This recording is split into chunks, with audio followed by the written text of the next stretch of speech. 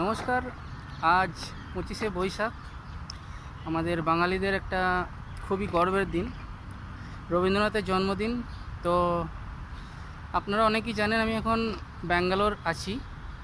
তো আজকে একটু বেরিয়েছিলাম, অফকোর্স স্যাটারডে বলে।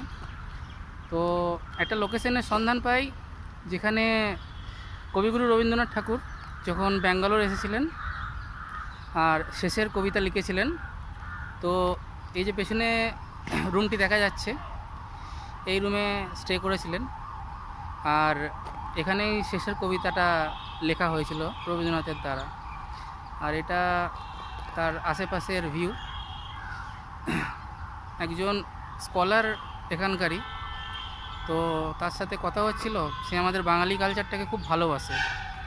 তো সেই আস্তে আস্তে বলল যে এখানে আমাদের কবিগুরু রবীন্দ্রনাথ ঠাকুর ব্যাঙ্গালোর এসেছিলেন এবং শেষের কবিতা এখানে লিখেছিলেন।